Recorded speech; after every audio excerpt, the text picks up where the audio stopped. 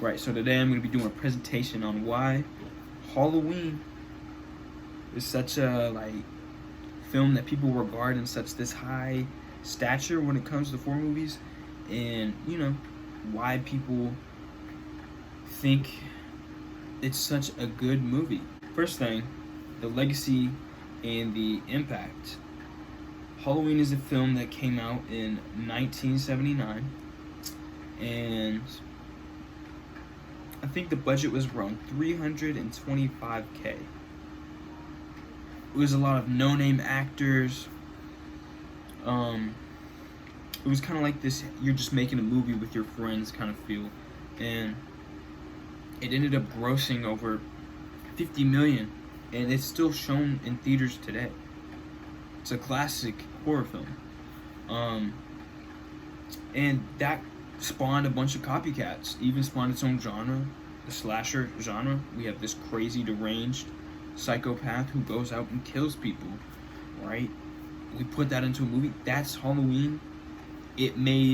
Without Halloween, we wouldn't have other horror movies like Friday the 13th, Chucky, Nightmare on Elm Street, Scream.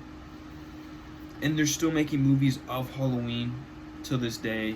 One was supposed to come out this year, but due to COVID, it got pushed back. So the legacy behind this film, crazy, right?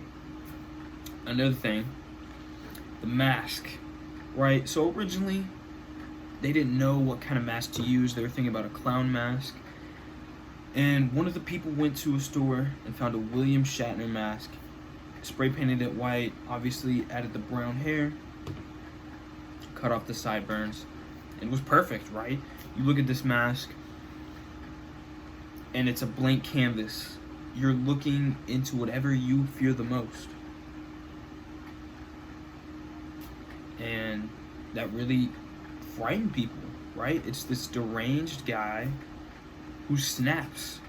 He's in a good neighborhood. We don't know anything that's wrong with him.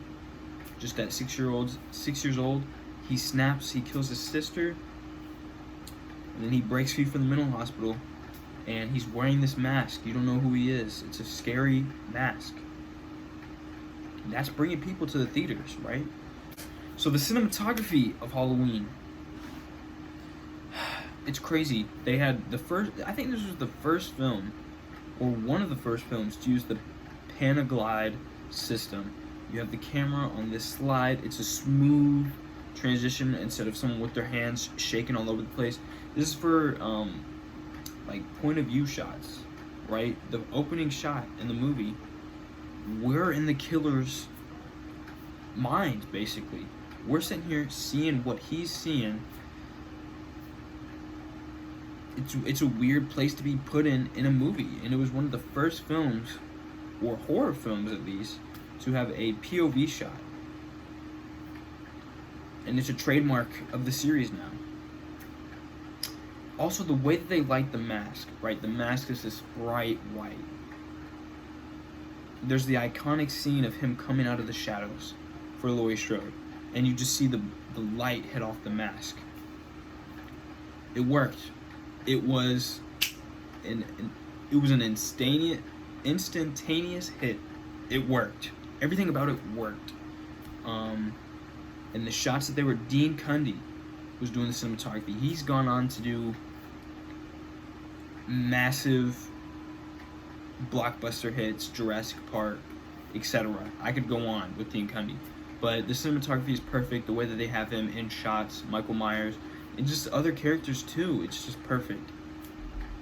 I'm going to talk about budget again. Jamie Lee Curtis, the final girl in the film, the final one to survive. Jamie Lee Curtis, the final girl in the film.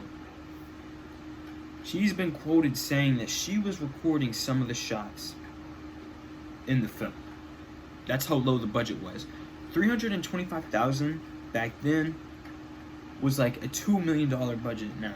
It was ridiculous how much they recorded this film for. They were using,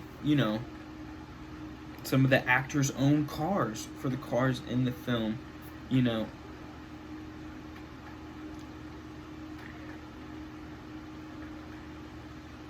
And it grossed so much money. When the film first came out, it was in one theater. And back in 1979, they didn't have internet. It was word of mouth. And they keep spreading to each theater, and they're making more and more money.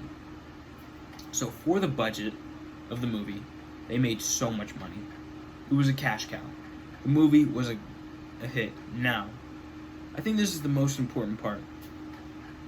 I believe I read somewhere they did a test screening without the score of John Carpenter, and nobody was scared. John Carpenter goes back, he makes the score himself, right? The low budget. And it's iconic. Everybody knows the Halloween score. It's so simple, but it creates this atmosphere. It's suspenseful. And, you know, the whole movie soundtrack is incredible.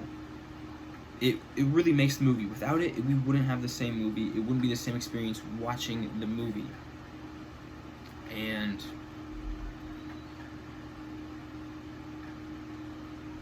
it's an eerie sounding track. It's just really incredible that they were able to do that, and create this crazy aura in the film, and it got people in the seats. And they still are using the score in the newer movies. So that's my list of how Halloween how Halloween was such a successful film, and how it became a cult classic, a classic in general, and is put in this higher regard when it comes to horror movies. Because when people look at horror movies, oh, it's trash, right? Bad acting. It's where people get their start. They're not scary, unrealistic. But this one really scared people back then. So to go back down the list quickly, we have the legacy and the impact of the film. Obviously, it made so much money. It created a genre, copycats, the whole 9 yards. The Mask and the killer itself. He doesn't speak. He's a regular dude. He's not like supernatural or anything. And the cinematography, obviously, Dean Cundey. The budget of the film, able to make so much money on such a low budget. And the score, obviously the iconic score. And that's how Halloween was a successful film.